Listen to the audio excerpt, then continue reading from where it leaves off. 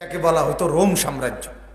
এই রোম ওই জায়গার নামে এই সূরাটা, এই সূরার শুরুতে ওই রোম রাজত্ব সম্পর্কে আল্লাহ তাআলা একটা গুরুত্বপূর্ণ কথা বলছেন। এই জন্য এই সূরার নাম হচ্ছে রোম। পুরা সূরার মধ্যে ওই রোমের ঘটনা না, মানে শুধু একটা অংশ এখানে আছে। কথা বুঝছেন কিনা? তো এই সূরার আমি যে আয়াত পড়ছি, এই সূরার 54 নম্বর আয়াত, 54, 55, 56, 57, চারটা আয়াত। 54, 55, 56, 57, কয়টা আয়াত? চারটা। বিস্তারিত ব্যাখ্যা না, অল্প কথা বলা।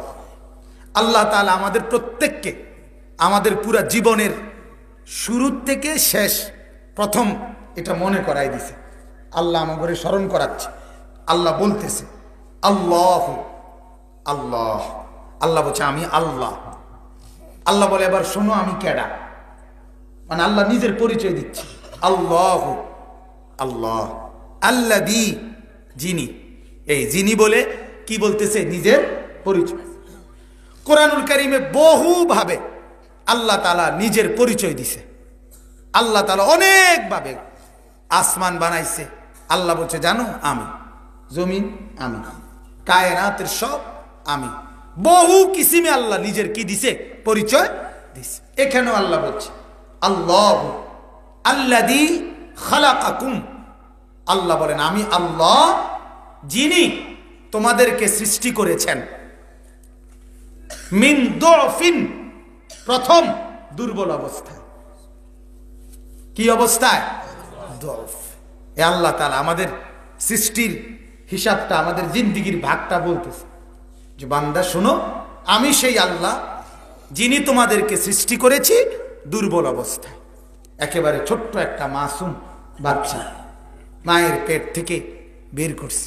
আরো আগে যদি চিন্তা করো তো এক ফোঁটা নাপাক বীর্যের ফোঁটা, একেবারে সামান্য এক ফোঁটা বীর্যের ফোঁটা, যেই ফোঁটাটা আলাদা করার সুযোগ নেই।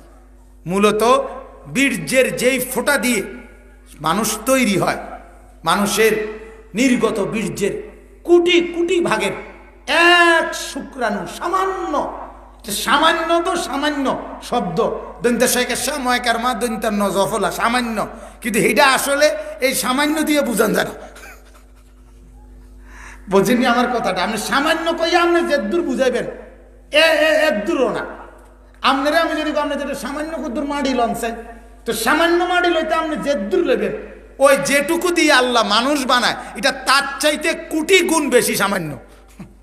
যে সামান্য আপনি হাতে লইয়া আপনি বুঝাইবার মতো ক্যাপাসিটি কি? এই যে করোনা, বর্তমান যে করোনা হয়, এই করোনার যেই আপনার জীবাণুটা করোনার, এইটা সাধারণ কোনো আলট্রা মেশিন দিয়া, সাধারণ কোনো চিকিৎসা বিজ্ঞানের মেশিন দিয়া ধরা যায় না। এটার জন্য আলাদা অত্যাধুনিক মেশিন, যেটা অনেক সূক্ষ্ম, ওইটার থেকে কি করে এই বাইর করে হেরা করোনার এই সামান্য আপনার। আল্লাহ তাআলা বলেন একবারে সামান্য একটু বীর্যের ফোঁটা থেকে আমি রব্বুল আলামিন 7টি ধাপে তোমাকে মায়ের পেট থেকে পৃথিবীতে বাইর করছি। কয়টা ধাপে? 1 নাম্বার, ওই বীর্যের ফোঁটার আগে তুমি ছিলা মাটি, মাটিতেই ছড়িয়েছিলা। সেখান থেকে 1 নাম্বার মাটি, 2 নাম্বার বীর্যের ফোঁটা, 3 নাম্বার সেই বীর্যের ফোঁটাটা জমাট রক্ত, ওই যে কলজা যেরকম রক্তের চাকা না, এই রক্তের চাকা। 4 নাম্বার গোশতের একটা টুকরা, আমি সংক্ষেপে বলতেছি। 5 নাম্বার হাড্ডির একটা খাঁচা, মানে হাড্ডির একটা কঙ্কাল। 6 নাম্বার কঙ্কাল খাঁচাটার উপরে, হাড্ডিটার উপরে গোশতের আবরণ, মানে বডিটা, গোস্তটা। 7 নাম্বার রূহ ফুঁকে দিয়ে মানুষ হিসাবে বের করা। কয়টা হইল? 7। মাটি, বীর্য, জমাট রক্ত, গোস্তের টুকরা, হাড্ডির খাঁচা, গোস্তের আবরণ, আর রূহ দিয়ে মানুষ হিসাবে মায়ের পেট থেকে বের করা। সুম্মা আনশানাহু খালকান আখার ফাতাবারাকাল্লাহু আহসানুল খালিকিন। তো এই 7টা। এরপরে আল্লাহ বলে যখন বের করলাম দুফ, দুর্বল, বের করছি কোন হালাতে? দুর্বল। তুমি এতটাই দুর্বল, এই মুহূর্তে তোমার করণীয় কি? তোমার পুরা বডির মধ্যে তোমার করণীয় কিচ্ছু নাই। তুমি হাত পাও নাড়ানো, নড়াচড়া করা, এক জায়গা থেকে আরেক জায়গা যাওয়া, তোমার পেশাব পায়খানা খাদ্য খাবারের জরুরত কিচ্ছু তোমার জানা নাই। তুমি একে তো দুর্বল, দ্বিতীয়ত মূর্খ, তো মূর্খ, একেবারে মূর্খ। বোঝেন না কথা? মানে তুমি তো কিচ্ছুই বোঝো না। এনে হেইতেরে যদি কেউ বুঝায় এই কোলের বাচ্চাটারে, হ্যাঁ এখন তুমি 8টা থেকে 8:30টার ভিতরে তুমি দুধ খাওয়ার টাইম তোমার, এই টাইমে তুমি কাইনবা, এটা কইলে হইব নি? কোনো লাভ আছে নি? কোনো হে রে কোনো ফরালেও বোঝান যেত না, সরু সরেও বোঝান যাবে না। আল্লাহ বলে এতটা দুর্বল অবস্থায় আমি রব্বুল আলামিন তোমার, দেখো এই পৃথিবীতে কত মানুষ কতভাবে জরুরত পূরণ করে, আমি আল্লাহ তাআলা তুমি ছোট্ট এই দুর্বল জীবনটাতে তোমার সমস্ত প্রয়োজন পূরণ করার জন্য আমি আল্লাহ তোমার মধ্যে একটা জিনিস দিছি, শুধু 2টা চোখের পানি দিছি, কান্না। এটা কান্দা শুরু করবা, এক কান্নায় তোমার পেশাব পায়খানা দুধের জরুরত, তোমারে কোলে লওয়া, আদর করা, চুমু দেওয়া, ফ্যান বদলানো, গেঞ্জি বদলানো, তারপরে তেনা বদলানি, যা আছে সব পূরণ হবে, শুধু কান্দা। তুমি বহুত কিছু কইলে বুঝদা না। তুমি হাফ প্যান্টের সময় একরকম, তারপরে গিয়া তোমার গঞ্জি বদলাইতে হলে তুমি আরেক আওয়াজ করবা, এত তান দায়িত্ব দিলে তুমি ফাটতা না, তুমি শুধু কান্দো, বাহিরি তোমার মায়ে দেখবো। আল্লাহুল্লাযী খালাকাকুম মিন দুফ, আল্লাহ বলেন এমন দুর্বল। আর এটা তো বাস্তবতাও, দুর্বলের পুঁজি তো কান্না, ঠিক কিনা বলেন না? যে দুর্বল সেই তো কাঁদা দেয়, ঠিক কিনা বলেন? তা কান্না তো দুর্বলের কি পুঁজি। তাহলে তোমারে বানাইছি দুর্বল, তোমার পুঁজি কি? কান্না, তোমার পুঁজি কান্না।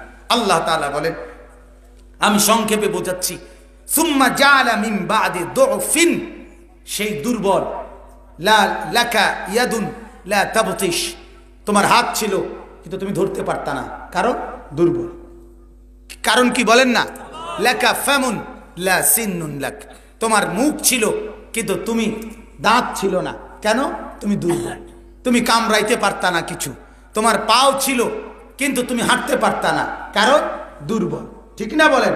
তোমার সব কিছুতে ছিল কিন্তু তুমি দুর্বল, তুমি দুর্বল। হাতও আছে, পাও আছে, নাকও আছে, চোখও আছে, কানও আছে, দিলও আছে, দিমাগও আছে, মাথাও আছে, ব্রেনও আছে, সব আছে, কিন্তু সবগুলোর মধ্যে দুর্বলতা দিয়ে রাখছি বলে সবগুলো দুর্বল।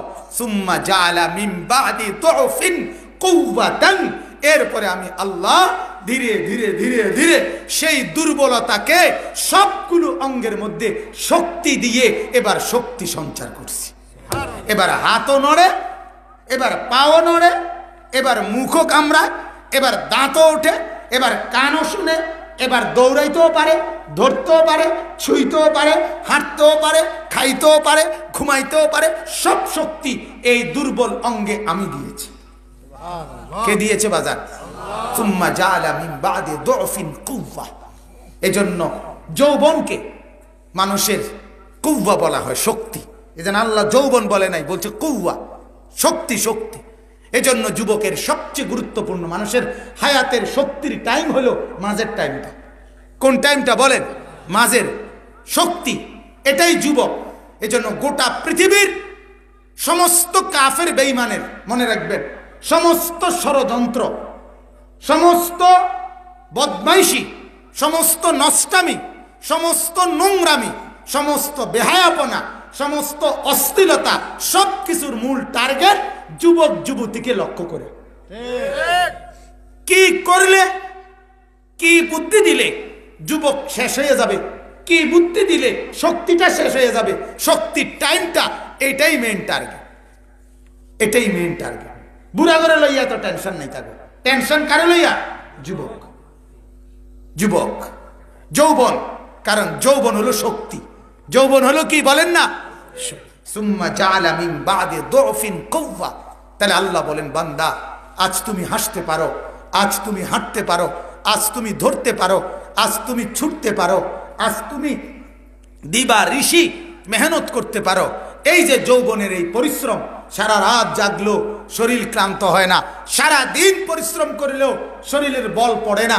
এই যে যৌবন, এই যে শক্তি, এটা তো আমার দান। কার দান? তাহলে এই পুরাটা শক্তি আমার দেওয়া, সেখানে আমি কেন সেজদা পাবো না? সেখানে আমি কেন বন্দেগী পাবো না? ভাইয়া বলেন, আপনি মাকে বলেন, বোনকে বলেন, স্ত্রীকে বলেন, ছেলেকে বলেন। এরপরে আল্লাহ বলেন সুম্মা জাআলা মিন বাদি কুওয়াতিন দুআফান ওয়া শাইবা। আবার তুমি চাও কিংবা না চাও, তুমি ঘুমে থাকো আর সজাগ থাকো, তুমি সেজদা করো আর না করো, বন্দিগি করো আর না করো, ডাকো কিংবা না ডাকো, আল্লাহ বলেন একটা নির্দিষ্ট সময় পরে আমি আবার সেই শক্তিকে দুর্বল বানায় দেব, ডাকলেও না ডাকলেও। ঠিক কিনা বলেন না কেন? সুম্মা জাআলা মিন বাদি কুওয়াতিন দুআফান ওয়া শাইবা, এবং বৃদ্ধ বানায় দেব। আমি আল্লাহ তাআলা অটোমেটিক সৃষ্টির এই পরিক্রমা, আমি যেহেতু একবার মায়ের পেটে সাজাইছি, আমি যেহেতু মায়ের পেট থেকে দুর্বল করে বানাইছি, আমি যেহেতু শক্তি সবলতা দিছি, আবার আমি তোমারে আবার দুর্বল, আবার বৃদ্ধ আমি বানায় দেব। অতএব তোমার পরিবর্তন হবেই হবে। তোমাকে আমি টাইনা ধীরে ধীরে আমার আখিরাতের দিকে নিয়ে আসমু, তুমি চাও কিংবা না চাও। কথা বুঝছেন নি? আপনার কবরের দিকেই আমাদেরকে কে নিতেছে? কথা বলেন। আমাদের প্রতি মিনিট আমাদেরকে টেনে টেনে কোন দিকে নিচ্ছে? যেদিন আমি মায়ের পেট থেকে পৃথিবীতে আসছি, সেদিনের পর থেকে প্রতি সেকেন্ড, প্রতি হায়াতের প্রতি মিনিট আমারে কোন দিকে নিচ্ছে? আল্লাহ। ইয়াখলুকু মা ইয়াশা। আল্লাহ বলে, বান্দা এবার তুমি আরেকবার আমার এই তিনটা অবস্থার দিকে দেখো। তোমার ছোট্ট কোলের ভাইটাকে, ওটার দিকে দেখো। তোমার নিজের যৌবনের শরীর, এটার দিকে দেখো। তোমার দাদা বৃদ্ধ, দাদি, তার দিকে দেখো। তোমার সামনে আমার তিনটা উদাহরণ, একটা ছোট্ট দুর্বল, আরেকটা সবল, আরেকটা বৃদ্ধ দুর্বল। আল্লাহ বলেন তুমি কি এটা বোঝো নাই যে ইয়াখলুকু মা ইয়াশা, তিনটা দেখে যে আমি আল্লাহ যা ইচ্ছে তাই করতে পারি। কথা বলেন না কেন? ইয়াখলুকু মা ইয়াশা, আমি তো সব ইচ্ছা, যা ইচ্ছা তা সৃষ্টি করি। অতএব সবটার ক্ষমতা আমার, সবটার ক্ষমতা। তুমি দেখছো ছোট বাচ্চা আমি বানাইছি, যুবক আমি বানাইছি, বুড়ো আমি বানাইছি, তাহলে তোমার এটাও তো বোঝা উচিত রাত আমি বানাই, দিন আমি বানাই, সকাল আমি বানাই, রিজিক আমি দেই, কামাই রোজগারের শক্তি আমি দেই, সুস্থতা আমি দেই, চোখের ঘুম আমি দেই, ঘুম থেকে জেগে ওঠার যোগ্যতা আমি দেই। চতুর্দিকে তুমি কি একটা বারও ভাবো না? তোমার একটা সেকেন্ড আমার ইচ্ছা ছাড়া চলে না, এটা কি তুমি বুঝো না? কথা বলেন, এটা বুঝেন না কে? কোন? কথা বলেন না সবাই? আপনারা বুঝেন না এটা? আমরা এটা বুঝি না সবাই? তাইলে এটা যদি স্পষ্ট আমাদের কাছে হয়, তাইলে আমরা কেন আল্লাহকে নারাজ করব? আমার তো এটা মাথাতে ধরে না। আমি অনেক চিন্তা করছি, একজন মানুষের কোন যুক্তি থাকতে পারে যে কি বুঝছা সে নামাজ পড়ে না, কি বুঝছা সে আল্লাহরে ডাকে না, মানে কারণটা কি? সে কে বুঝাইতে চায়? হায় হায় হায় রে মুসলমান, কেমনে বললে বুঝবেন? মাঝে মাঝে চিন্তা করি, অনেক সময় আমি নিজে আল্লাহর কাছে দোয়াও করি, আল্লাহ কেমনে বললে আপনার বান্দারা বুঝবে? আপনি এমন বলার যোগ্যতা দিয়া দেন, এমন জবানে এমন বরকত দেন যেন আপনার বান্দাদেরকে বলতে পারি। হযরত মাওলানা মুফতি নজরুল ইসলাম কাসেমি, আমাদের বাংলাদেশের একজন বর্তমান সময়ের শ্রেষ্ঠ একজন দরদি বুজুর্গ আলেম, প্রতিদিন বয়ান করে উনি। ওনার একটা বয়ানে উনি বলছে, আমি শুনছি, উনি বলতেছে, আল্লাহ আমি আল্লাহর কাছে দোয়া করি, মাওলা আপনি যদি আমাকে এমন একটা মন্ত্র শিখাইতেন, আমি যদি এমন একটা জাদু পারতাম, যেই জাদুতে, যেই মন্ত্রতে আপনার বান্দাদের কলিজার ভেতরে আল্লাহর মহব্বত আর রসুলের মহব্বত যদি ঢুকাইতে পারতাম, তাহলে আমি সেই মন্ত্রটা শিখতাম। আপনাদেরকে কেমনে বললে বুঝবেন বাজান? এই শরীরে কষ্ট আপনাদের জন্য, আপনারা আমরা সবার এই জিন্দিগি শেষ হয়ে যাচ্ছে।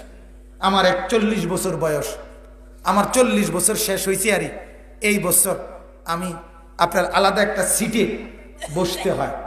আমার কোমরে, এইখানে কোমরেও ব্যথা, মেরুদণ্ডের শেষ হাড়, এই হাড়ের মধ্যে ব্যথা করে, অনেক ব্যথা করে আমার। আমি যেদিন প্রথম ডাক্তার দেখাইছি, এইবার ডাক্তার আমারে জিজ্ঞাসা করছে, ডাক্তার নামাজি ডাক্তার, ভালো ডাক্তার দেখাইছিলাম। উনি আমারে প্রথমে কথা বলছে, খুব ভালো লাগছে ওনার কথা। বলছে, হুজুর বয়স কত? আমি বলছি 40 শেষ হয়েছে স্যার। 40 শেষ হইয়া আমি 1981-তে জন্ম, 2021 মানে এখন না 22 আইছে, মানে 21-এর ডাক্তার দেখাইছে। তো এখন বরাবর 40 শেষ হইয়া 41-এ ঢুকছে। এই তখন ওই ডাক্তার সাহেব কুমিল্লা মুন হসপিটালের, উনি আমারে সুন্দর কথা বলছে, হুজুর তাইলে এখন থেকে বাকিটুকু জীবন রোগ সুখ অসুস্থতা বিমারি দুর্বলতা নিয়ে বাকিটুকু হায়াত পার করতে হবে, এই প্রস্তুতি নিয়ে থাকেন। কথা বুঝছেন না? মানসিকভাবে কি করেন, মনের এটা বুঝাই এলেন যে অহন আর শেষ, রঙের ঘুড়ি শেষ, রঙের ঘুড়ি বহুত উড়াইছেন, শেষ মনে করেন। এখন থেকে বাকিটুকু সময় ধীরে ধীরে কি হবে, ওই যে সুম্মা জাআলা মিন বাদি কুওয়াতিন দুফান ওয়া শাইবা, এখন থেকে প্রতি মিনিট দুর্বলতার দিকে যাবে আবার। ঠিক কি না বলেন না? প্রথম ছিলাম দুর্বল, হইলাম অনেক দিন সবল। সবল, হ্যাঁ। আমি আপনার আস্তা ঠান্ডা পানি, ফ্রিজের পানি পুরা বোতল, এরকম ওয়াজ থেকে নাইমা পুরা বোতল, আধা লিটার বোতল পানি খেতাম এরকম ওয়াজের থেকে নাইমাও। তখন কত সময় কতজনে কইতো, হুজুর এত ঠান্ডা 7 আপ খান, এত ঠান্ডা পানি খান, দূরের বেটা কিনছে বেটা। মানে তখন মনে করতাম আরে কিতারে কয়, অনে না বুঝি কিতারে কয়। এখন এক ঢোক পানিও ঠান্ডা খাইলে কাঁপ দিয়ে ওঠে শরীরের মধ্যে। তাহলে জিন্দিগি এখন দুর্বলতার দিকে যাচ্ছে কিনা বলেন? তাহলে আপনারা মুরব্বীরা তো আরো বেশি দুর্বল হয়ে গেছেন, ঠিক কিনা বলেন না বাপ? তাহলে কিসের অপেক্ষা? আল্লাহ তাআলার জন্য বলেন।